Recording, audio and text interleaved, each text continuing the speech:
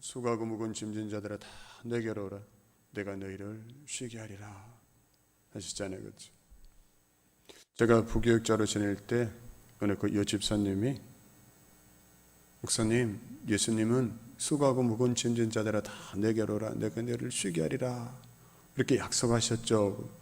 맞죠? 마태복음 11장 28절에서 그렇게 하셨죠.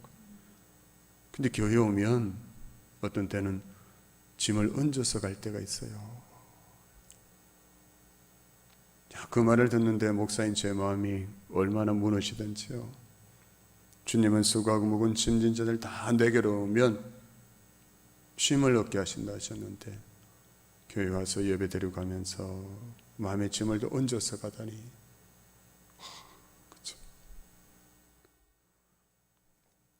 그 말이, 그 여집사님의 말이 늘 저의 마음을 떠나지 않고 있어요. 그때 그날 그 말 들으면서 저는 스스로 이렇게 결심하고 왔습니다. 주여, 제가 이제 담임 목회 나가서 목회하는 그 현장에서 정말 교회 와서 예배 드리고 돌아가면서 마음의 짐을 더하여 가는 사람 한 사람도 없게 해 주소서. 근데 결심은 그렇게 했지만 저도 또 약하잖아요. 연약하고 실수와 허물이 많은 목사입니다. 그래서 또 예배 드리다가 또 저로 인해서 아니면 다른 우리 이 만남 속에서 그 인생의 수고와 무거운 짐을 또 얹어서 가는 그런 분 한 분도 없었으면 좋겠어요. 예배 가운데 다 하나님을 만나야 돼요. 그렇죠? 하나님의 임재와 영광을 경험하셔야 돼요. 그냥 사람 만나고 가면 그 짐이 다 해질 수 있어요. 인생의 근심과 무거운 짐을 가지고 왔더라도 이 예배 가운데 살아계신 하나님의 임재와 그 영광을 경험한다면 그 인생의 모든 수고와 무거운 짐, 근심이 다 벗어지겠죠. 그렇죠? 그래서 그 자유와 평안을 오늘도 맛보게 되는 저와 우리 모든 우리 함께 예배하는 예배자들 될 수 있기를 주님의 이름으로 축원합니다.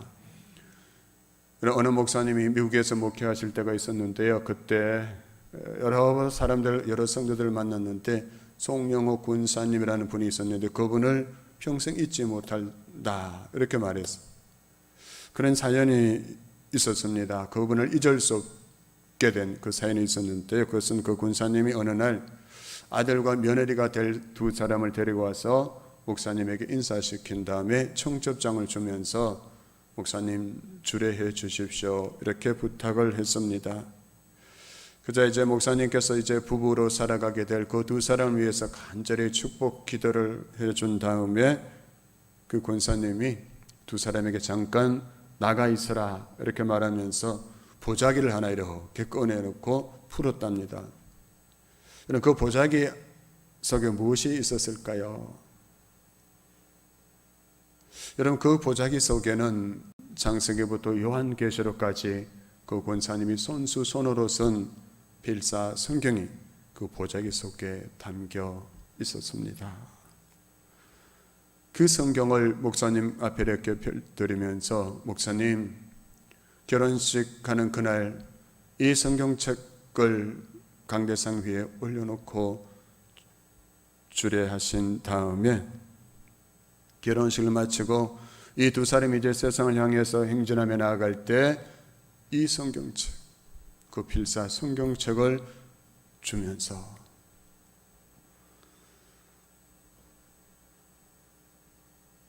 이 엄마가 기도하면서 눈물로 쓴 성경책이다 이렇게 말해주면서 이 두 사람이 이 성경책을 들고 행진하도록 해주시면 좋겠습니다.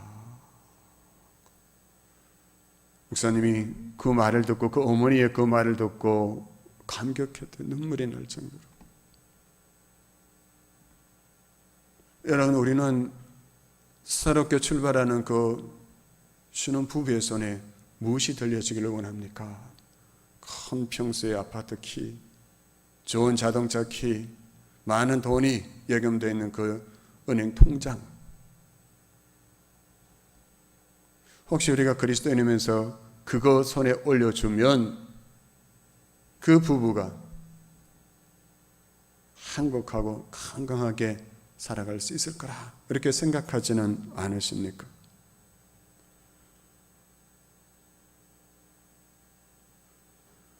여러분, 그 엄마가 손으로 창세기부터 성경을 쓰기 시작했는데 그 성경을 다 마칠 때쯤에 하나님께서 이 가정에 며느리를 주셨다 했습니다.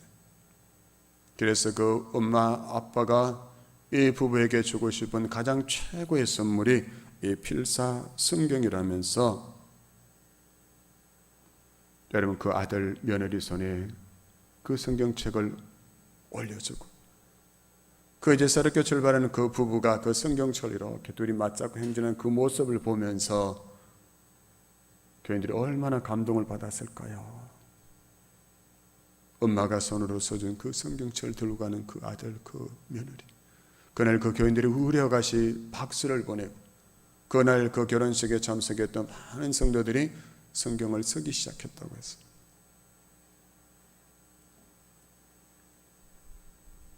저도 그런 주례 한번 해봤으면 좋겠어요. 그쵸? 얼마나 행복할까요? 얼마나 감격스러울까요?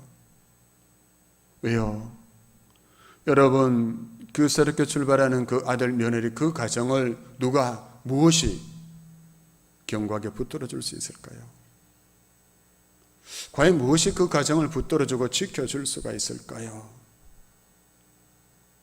여러분, 히브리서 1장 3절에서 이렇게 말씀합니다. 하나님의 영광의 광채시여 그 본체의 형상이신 예수께서 그의 능력의 말씀으로 만물을 붙드시며, 아멘. 무엇으로 붙드신다고요? 능력의 말씀으로 만물, 그 만물 속에는 우리 인간도 포함되어 있는 거예요. 하나님의 영광의 광채이신 그 예수께서 그 능력의 말씀으로 그 부부를 붙드시며, 그들만일까요? 우리도 붙들어 주시죠. 우리와 우리 자녀들도 하나님 그 능력의 말씀으로 우리를 붙들어 주신다. 그래서 우리는 하나님의 말씀을 존중히 여겨야 합니다. 우리 가정들은 하나님의 말씀을 그렇게 귀하게 여겨야 합니다.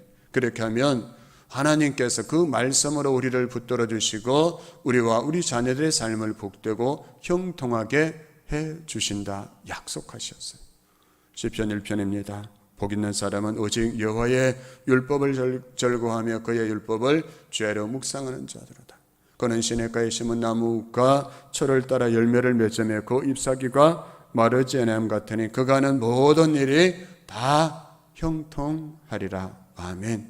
누가요? 오직 여호와의 말씀을 붙들고 살아가는 사람, 그 말씀을 붙들고 묵상하고 순종하기를 즐거워하며 살아가는 사람은 시냇가에 심겨진 나무와 같아서 시냇가에 심겨진 그 나무가 가뭄이 오든지 웃다든지 저를 따라 열매를 맺는 것처럼 그렇게 삶의 열매를 맺으며 형통하게 살아갈 것이라 하셨습니다.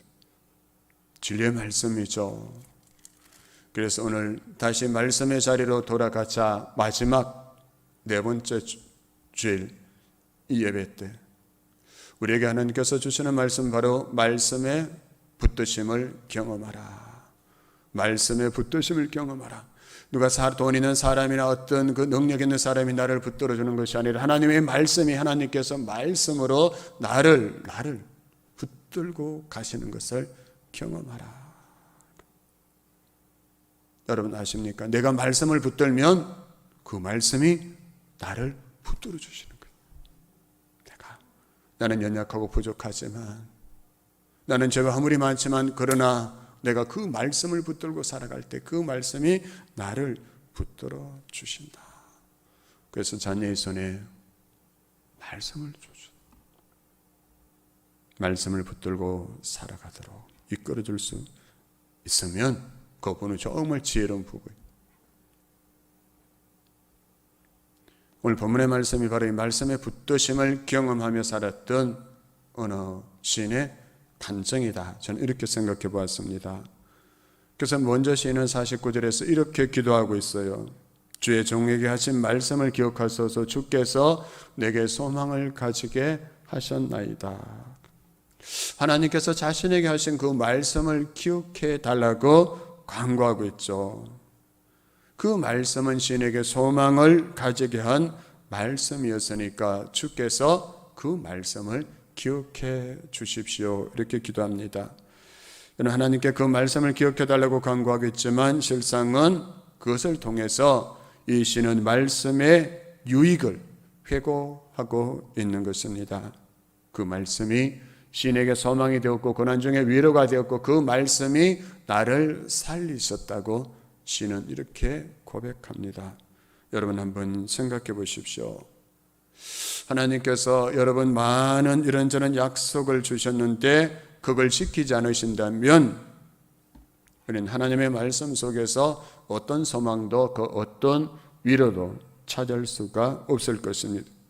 그런데 하나님은 어떠십니까? 하나님은 신실하신 분이시잖아요. 그래서 그 하나님은 약속하신 그 말씀을 반드시 지키시는 분이시다. 이걸 우리가 믿을 수 있어야 돼요. 그래야 우리가 말씀을 붙들고 그 말씀이 우리를 붙들어 주시는 것을 경험하며 살아가게 되는 것입니다. 그렇기 때문에 그 믿음이 있을 때 그 말씀을 통해서 우리가 위로와 소망을 얻고 말씀의 길을 복되고 형통하게 하시는 그 인생의 길을 걸어갈 수 있게 된다는 것이죠. 그래서 시인은 고난 중에도 세상 사람들의 조롱 가운데서도 주의 말씀을 떠나지 않았다 했습니다. 하나님의 말씀을 지키고 살아가다 우리가 때로는 위기와 고난을 만났을 때, 환난을 만났을 때 세상 사람들이 조롱할 수 있잖아요. 그래서 내가 믿는 하나님이 어디 계시느냐고, 네가 그렇게 주일날도 쉬지 않고 예배드리고 네가 그렇게 말씀에 순종하면서 살아간다는데 네 인생 왜 이런 고난이 왔느냐고, 네가 믿는 하나님이 어디 계시느냐고 조롱하잖아요. 그렇죠? 멸시하잖아요. 그러나 시인은 그 속에서도 여전히 주의 말씀을 붙들고 살았다 했었는데 말씀을 떠나지 않고 오히려 더욱더 그 말씀을 기억하면서 말씀을 붙잡고 기도하며 지켰다는 것이에요. 왜요? 하나님은 말씀하신 그대로 정확히 지키시는 분이심을 이 시인이 이미 맛보았기 때문이었습니다. 우리 하나님은 신실하신 분이시고 하나님의 말씀은 그대로 이루어진다는 것을 성경에서도 이렇게 증거하고 있습니다. 이사야 55장 11절입니다. 나의 입에서 나가는 말도 내가 뜻하는 바를 이루고 나서야, 내가 하라고 보낸 일을 성취하고 나서야 나에게로 돌아올 것이다. 말씀은 한마디 말씀도 그냥 땅에 떨어져서 다 사라져버리고 하는 그런 말씀이 아니란 그 뜻을, 보내신 하나님의 뜻을 반드시 성취한다 했습니다. 아멘. 그 믿음이 있습니다.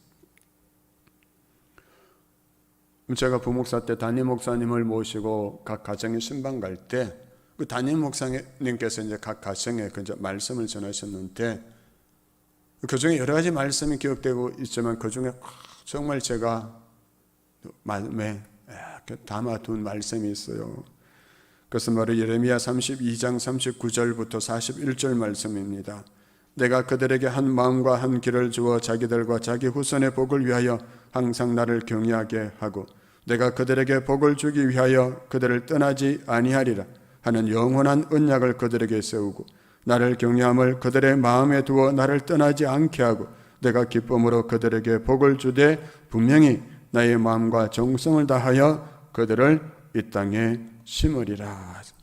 내 마음과 정성을 다하여 그들을 이 땅에 심으리라 하나님께서 약속하셨어요. 이 말씀은 하나님께서 예레미야 선지자를 통해서 이스라엘 백성들에게 주신 약속의 말씀이었어요.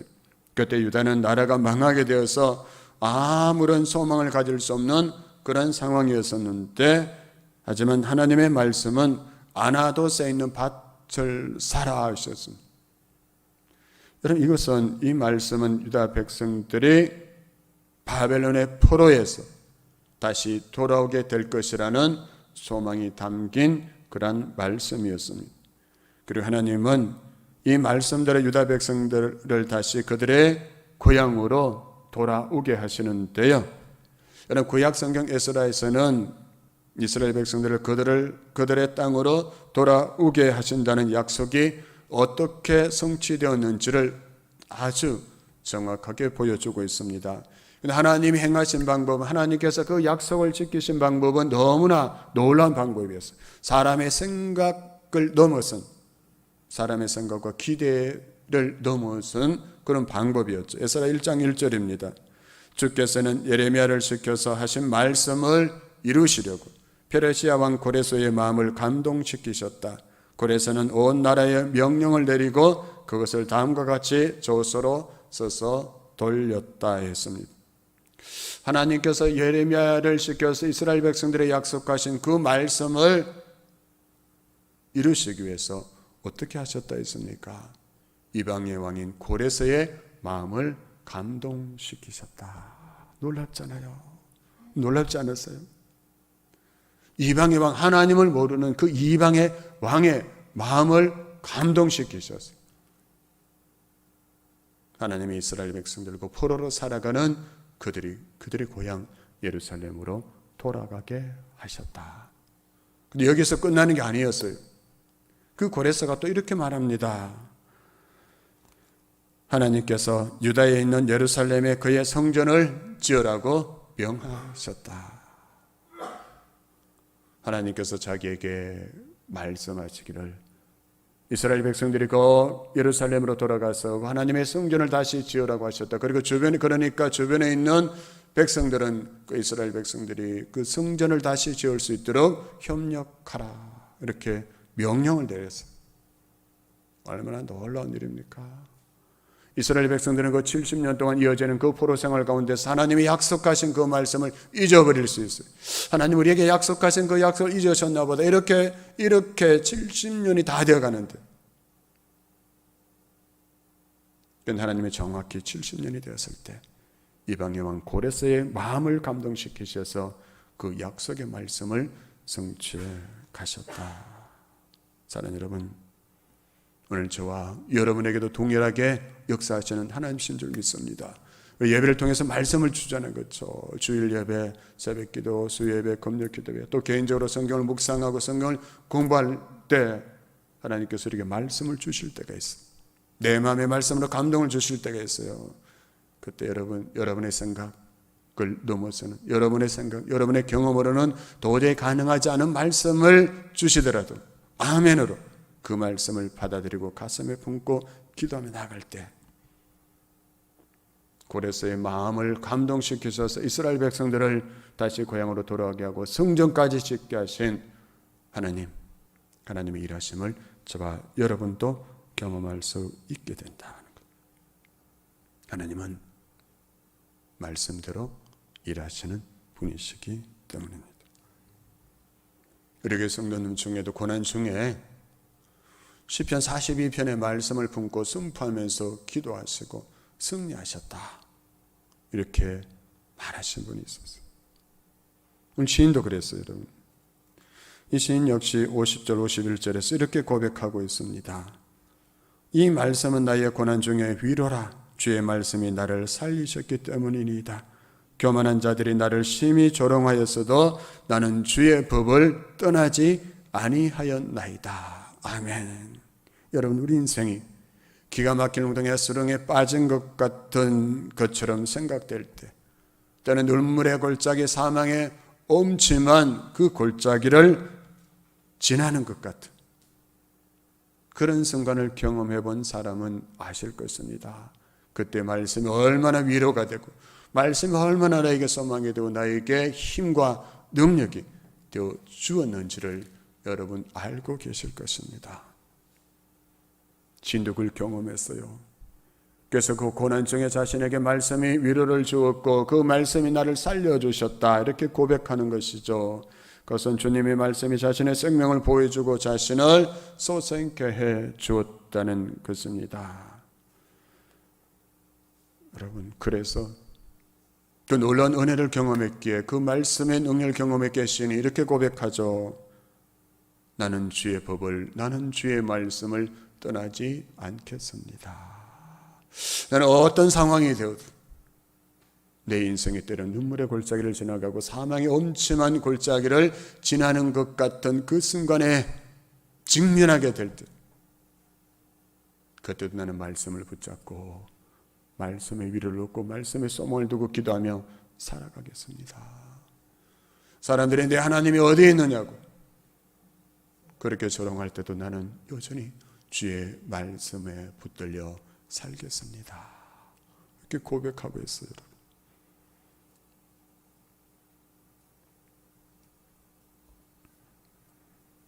그래도 55절에서는 이제 여호와 내가 밤에 주의 이름을 기억하고 주의 법을 지켰나이다. 밤, 인생의 밤, 영혼의 밤, 괴로움과 고통이 더해지고 공고한 그런 상황을 말하는 것이잖아요. 밤은 어렵고 힘든 시간을 지칭하는 그러한 말인 것이 고통과 근심의 시간입니다. 그 순간에도 주의 이름을 기억했다. 여호와의 이름, 여호와 이레 준비하시는 하나님, 여호와 라파 치료하시는 하나님, 여호와 로이 목자 되시는 하나님, 여호와 샬롬 평강의 하나님, 그 이름을 기억하며 살았다는 것. 그 이름대로 치료하시고 회복하시고 준비하시고 행하시는 그 하나님을 잊지 않고 인생의 밤, 그 고통과 근심의 두려움의 그 순간에도 그 이름을 기억하고 살았습니다. 그러자 그 결과가 무엇이었습니까? 56절입니다. 주의 법도를 따라서 사는 삶에서 내 행복을 찾습니다. 이 말씀이 너무 좋더라고요. 주의 법도를 따라서 사는 삶에서 내 행복을 찾는다. 많은 사람들이 행복을 어디에서 찾고자 합니까? 눈에 보이는 것들에서. 그렇죠.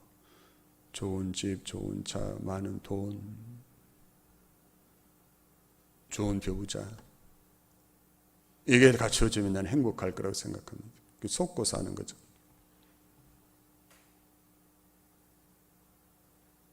근데 시인은 주의 말씀을 따라 사는 그 인생이 참으로 행복합니다. 이렇게 고백하고 있어요. 여러분, 이것은 바로 50절, 56절에 있는 내용들을 말하는 것인데요. 시인에게 발생했던 일들인 것입니다. 고난 중에 위로를 얻었던 것, 교만한 자가 조롱할 때도 주의 말씀에 굳게 설 수 있었던 것, 말씀 묵상을 통해서 위안을 얻었던 것, 악인들 때문에 맹렬한 분노에 휩싸였던 것, 나그네와 같은 삶에서 평안을 누렸던 것, 그리고 그 많은 고통의 순간들 속에서 하나님의 이름을 기억하였던 것, 그때 하나님의 그 말씀이 고난 중에 위로가 되고 소망이 되어주시고 나를 살려주셨던 것, 그것을 기억하면서 내가 그때 말씀을 따라서 살아갔던 그 순간이 너무나 행복했습니다. 오늘도 우리 동탄 성기교회 안에도 이렇게 고백하는 분들이 많아졌으면 좋겠어요. 하나님, 내가 주의 말씀을 따라 살아가는 것이 너무나 행복합니다. 내 인생에 눈물이 있고 고난이 있고 슬픔이 있지만 그 하나님께서 나에게 말씀을 주시고 내가 그 말씀을 붙들고 살아갈 때 하나님의 말씀이 나를 붙들어 주셨기에 그래도 내 인생은 행복합니다. 말씀 때문에. 그런 간증 해봤으면 좋겠어요.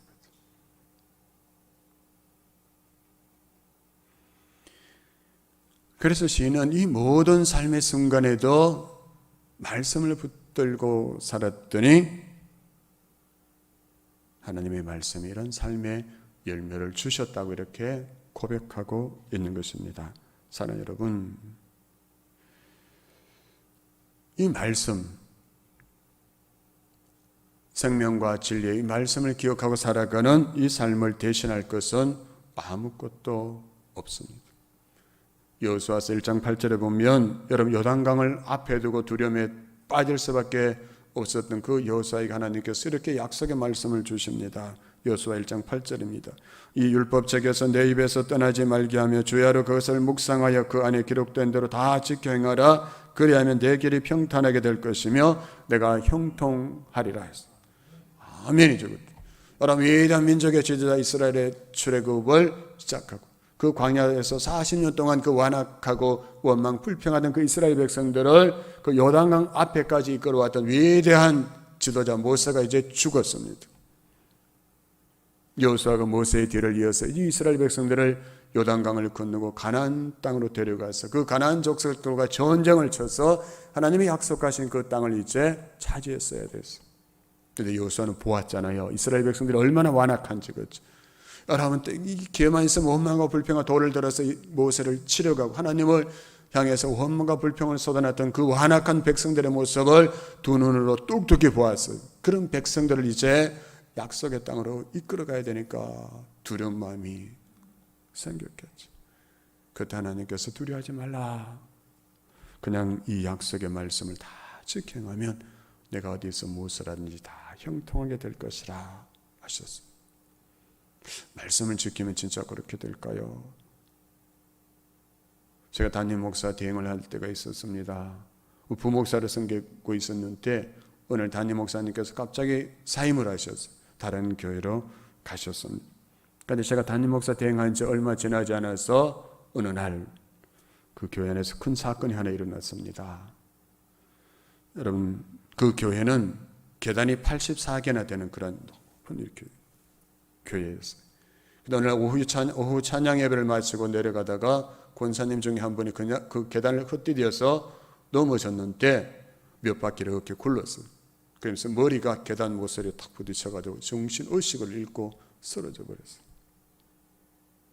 사람들은, 교인들은 주변에 모여서 웅성웅성거리고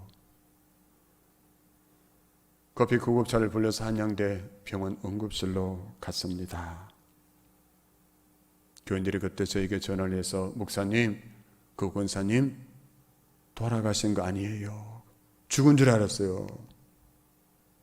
그러니까 얼마나 당황스러웠을까요? 담임 목사 대행한 지 몇 주 되지도 않았는데 큰 사건이 일어났어요. 그 권사님은 뇌를 수술하고 오랫동안 병원에 입원할 수밖에 없었습니다. 저에게도 막 두려움이 왔어요. 하필 담임 목사님 계시지 않는데 왜 이런 일이 일어났을까? 교인들의 마음은 또 얼마나 뒤숭숭했을까요? 하나님 일을 어떻게 합니까? 왜 하나님 이런 일이 일어났습니까? 그때 하나님이 말씀을 생각나게 하셨어요. 로마서 8장 28절, 우리가 알거니 하나님을 사랑하는 자 곧 그의 뜻대로 부르심을 입은 자들에게는 모든 것이 합력하여 선을 이루느니라. 아멘. 하나님 그렇습니다. 이 일조차도 합력하여 선을 이룰 줄 믿습니다. 그러니까 저와 우리 성도들이 이 일 가운데서 여전히 하나님을 사랑하고 기도하게 해주소서. 또 예레미야 29장 11절 보면 여호와의 말씀이니라 너희를 향한 나의 생각을 내가 아나니 평안이요 장이 아니니라 너희에게 미래와 희망을 주는 것이니라. 아멘. 다른 교인들이 생각할 때는 재앙으로 여겨졌어요. 담임 목사님이 사임하고 나가자 얼마 지나지 않아서 그런 큰 사건이 일어났으니까. 그런데 하나님은 아니라고 했어요. 재앙이 아니야, 평안이야. 너희에게 미래와 희망을 주는 것이니라.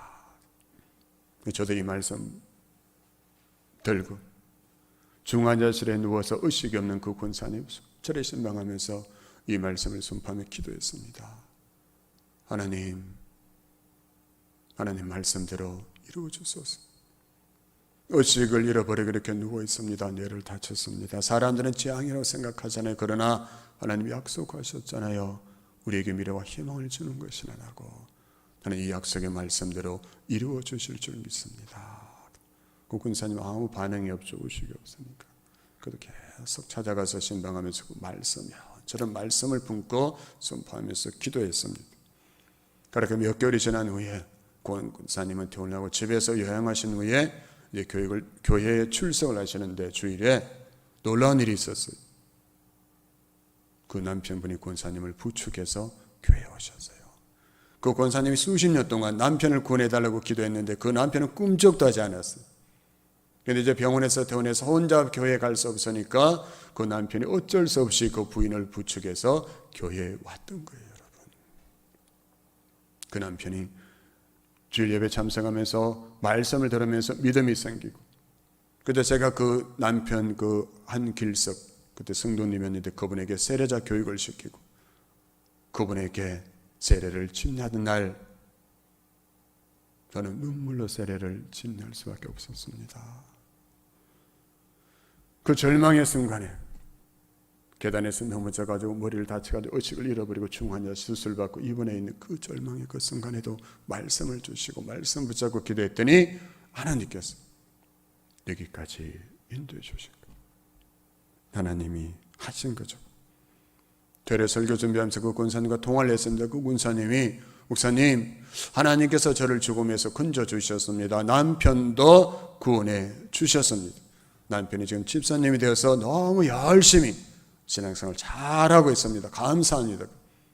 그래서 할렐루야가 나와야 되는데, 이때 할렐루야는 주께 영광, 할렐루야. 하나님이 하셨습니다. 인간의 눈에 보기에는 재앙처럼 보였지만, 절망으로 보였지만, 그러나 하나님은 그 가정과 교회 공동체의 미래와 희망의 길을 열어 가신 것입니다. 여러분, 하나님의 말씀은 하나님이 우리에게 주신 신용카드예요. 신용카드를 믿고 써야 되잖아요. 그렇죠? 그 하나님의 말씀의 신용카드의 비밀번호는 뭘까요? 392766, 구약 39권, 신약 27권, 합해서 66권. 이 비밀번호를 입력해서 여러분 사용하시면 이 말씀의 신용카드를 통해 생하시는 놀랍고 신기한 하나님의 역사를 경험할 수 있게 될 것입니다. 집중해 보십시오. 마음껏 말씀은 사용하라고 주신 거예요. 여러분, 저는 분명히 말씀드립니다. 하나님의 말씀은 사람을 살리는 능력이 있는 줄 믿습니다. 하나님 말씀은 사람을 세우는 능력이 있는 줄 믿습니다. 하나님 말씀은 사람을 변화시키는 능력이 있는 줄 믿습니다. 이 믿음으로 나아갈 수 있기를 합니다. 이 믿음으로 말씀을 마음껏 사용할 수 있게 되는 저와 여러분 될 수 있기를 소망합니다. 마지막으로 73절, 74절입니다. 표준 세번역으로 제가 읽어드리겠습니다. 주께서 손으로 몸소 나를 창조하시고 나를 세우셨으니 주의 계명을 배울 수 있는 총명도 주십시오. 내가 주의 말씀에 희망을 걸고 살아가기에 주님을 경외하는 사람들이 나를 보면 기뻐할 것입니다. 아멘. 여기서 정말 제 마음을 감동케 하는 말씀이 있었습니다. 그 구절은 그거 띄워놓으세요. 그거. 예.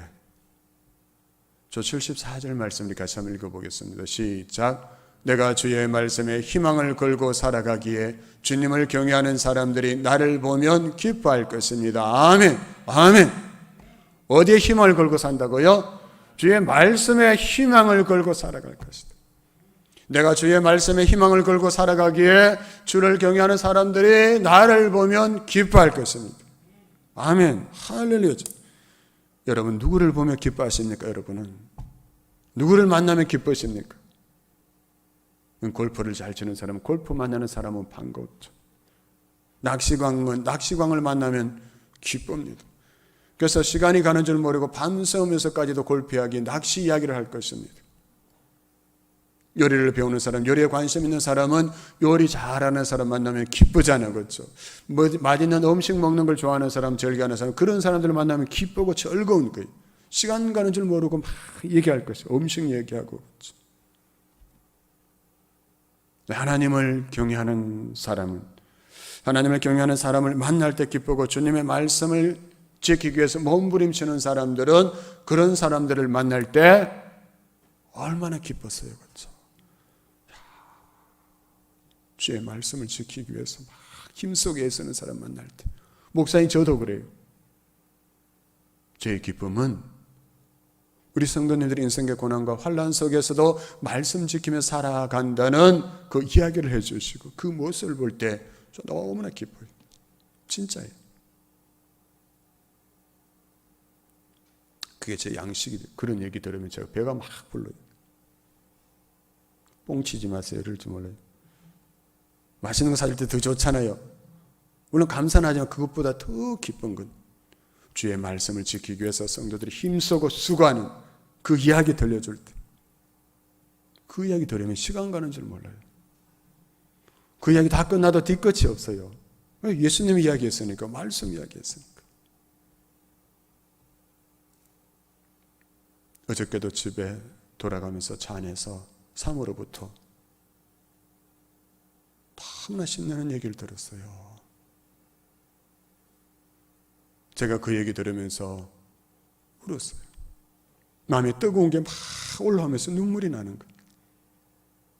우리 성도님 중에 한 분이 말씀 품고, 여러분 예배 시간에 말씀이 귀에 들리기 시작하고 그 말씀이 마음에 심겨지기 시작하면서 놀라운 일을 행했다는 거예요. 그 전에 그분을 안다면 도저히 상상할 수 없는 그 일을 했다. 있다는 거예요. 이거 나중에 공개하겠습니다. 이거 다 번음처럼 없잖아요.